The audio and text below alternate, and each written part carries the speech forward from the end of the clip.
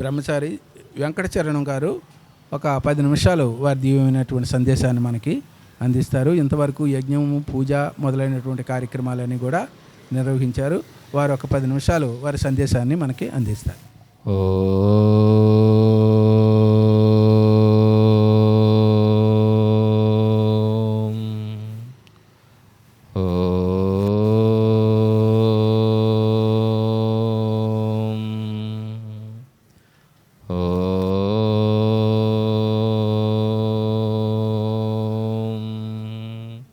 गुरुवे सर्वलोकानां विषभे भवरोगिणां निधये सर्वजीवानां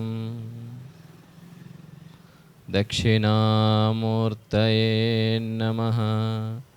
गुरुर्ब्रह्मा गुरुर्विष्णुः गुरुर्देवो महेश्वरः गुरुर्साक्षात् परब्रह्म तस्मै श्री गुरवे नमः।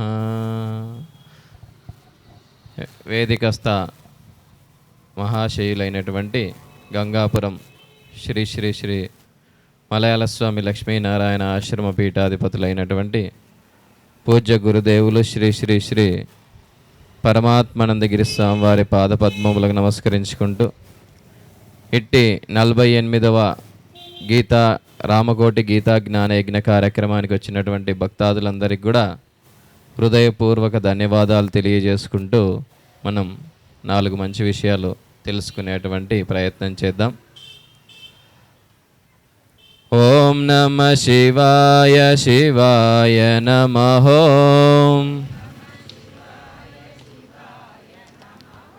ఓం నమః శివాయ శివాయ నమః.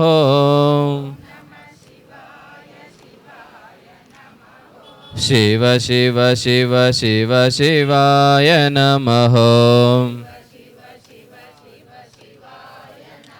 ఓం శివ శివ శివ శివ శివాయ నమః. హర హర హర హర హరాయ నమః. హర హర హర హర హరాయ నమః.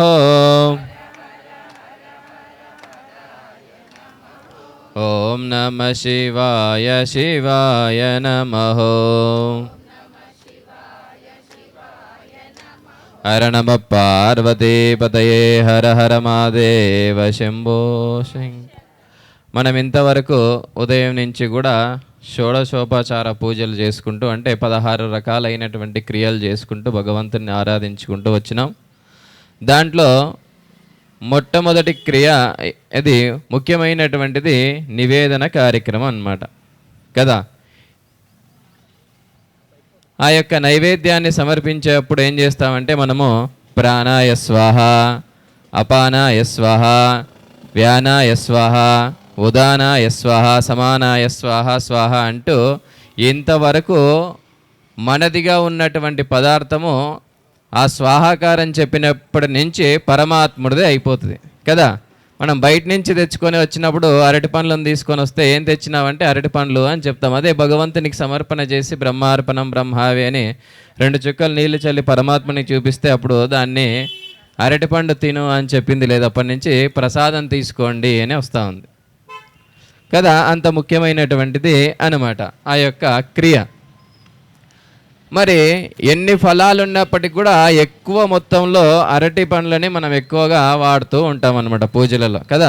ఎన్నో రకాలుగా ఉన్నప్పటికీ కూడా వేరే రకం లేకున్నా కూడా ఈ అరటి పండ్లను అనేది ఎక్కువగా విశేషంగా వాడుకుంటూ వచ్చినాం.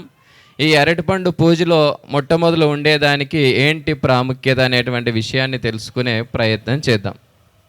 దూర్వాసుడు అనేటువంటి అతను తెలుసు కదా, దూర్వాసు మహర్షి అంటారు. ఆయన చాలా కోపిష్ఠుడు అన్నమాట కదా.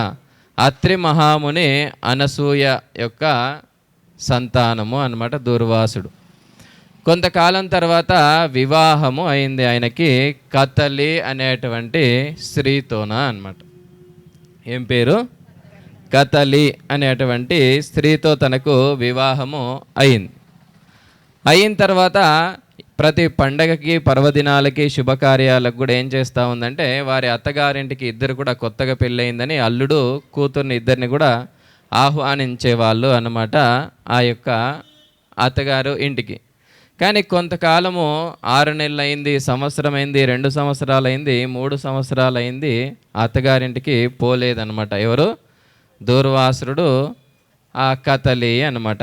ఎందుకు అని విచారణ చేసి ప్రతి ఒక్క పర్వదినానికి మన ఇంటికి వచ్చేవాళ్ళు అని ఆ కతలి వాళ్ళ తల్లిదండ్రులు అనుకొని ఏం చేసినారంటే మనమే వెళ్ళి ఒకసారి చూద్దాం ఏదన్నా ఆపదనా ఏంది మంచి చెడ్డ అని కనుక్కొని వద్దామన్న ఆలోచనతో ఏం చేస్తుందంటే ఒకరోజు వారే అల్లుడు ఇంటికి వస్తూ ఉన్నారు. ఎవరు? అత్రి మహాముని అనసూయ వారి యొక్క ఇంటికి దారిలో ప్రయాణమై కొంత దూరం వచ్చిన తర్వాత బాగా ఇది అన్నమయ శరీరంగా దలిచిపోతూ ఉంది. మనకు ఆనందం కలగాలంటే 4 కోశాలు దాటితే ఆనందం కలుగుతుందంట. మొత్తం 5 కోశాలు ఉంటాయి. దాంట్లో మొట్టమొదటి అన్నమయ, ప్రాణమయ, మనోమయ, విజ్ఞానమయ, ఆనందమయ అన్నమాట కదా. 96 తత్వాలు నేర్చుకున్న వాళ్ళకి తెలుస్తూ ఉంది, చిట్ట చివరిలో ఉంటా ఉన్నాయి ఈ పంచకోశాలు అని. ఆనందం మనకి ఎప్పుడు కలుగుతుందంటే ఈ 4 కోశాలను ఎవరైతే దాటుతారో, ఎట్లయితే మొక్కజొన్న పైన తోలు తీస్తూ ఉంటే తీసిన తర్వాత ఆ లోపల గింజలు కనిపిస్తూ ఉంది కదా, మొదట్లోనే కనిపించింది లేదు. ఎవరికైనా ఆనందం కలుగుతూ ఉందంటే ఈ 4 కోశాలను దాటినటువంటి. కోశము అంటే ఏంటంటే ఒక పొర అన్నమాట, ఒక రౌండ్ లాగా ఉంటా ఉంది. అది అన్నమయ, మనోమయ, ప్రాణమయ, విజ్ఞానమయ, చిట్ట చివరిది ఆనందమయ. ఆనందం ఎవరైతే పొందాలి అని అనుకున్నారో ఈ 4 కోశాలని దాటినటువంటి వారే ఈ యొక్క ఆనందాన్ని పొందుతారనమాట. కాబట్టి ఆ బాధకు వాళ్ళు లోనైన ఎందుకు కూతురు రాలేదని ఆనందం అనేది వాళ్ళకి లేదు, తల్లిదండ్రులకు లేనందుకు ఆపద మీద ఏం చేసినారంటే వీరి ఇంటికే వచ్చినారు. ఒకానొక రోజు వచ్చినాక ఎక్కడ పోయింది మా కూతురు అని అల్లుడు ఒక్కరే ఉంటే కూతురు కనిపించలేదు. ఎక్కడ పోయింది అంటే చాలాసేపు ఈయన మొదలుకే కోపిష్టి కదా, ఏం కొంచెం ఇట్లా అందాం అనుకున్నా కూడా భయపడిపోతూ ఉన్నారు. అందుకోసమని 1 గంట 2 గంటలు కూడా చూస్తుంటూ ఉన్నారనమాట. ఎక్కడన్నా పక్కలో ఇంటికి అట్లా పోయిందేమో మళ్ళీ వస్తూ ఉన్నది అని. ఎంతసేపు చూసినా కూడా రాకపోయే వరకు ఏం చేసినారంటే ఏమి కారణమో తెలుసుకోవాలి అనే ఆలోచనతోన ఉన్నారు. అయితే ప్రతినిత్యం కూడా ఆ దూర్వాసుడికి ఏం చేస్తుందంటే షోడశోపచార పూజలకు కావాల్సినటువంటి అన్నీ కూడా స్నాన సంధ్యాలు ముగించుకొని వచ్చేవరకే నిత్య యజ్ఞానికి కానీ దైవారాధనకు కానీ మొదలైనటువంటి పూజా ద్రవ్యాలన్నీ కూడా సమకూరుస్తూ ఉన్నింది.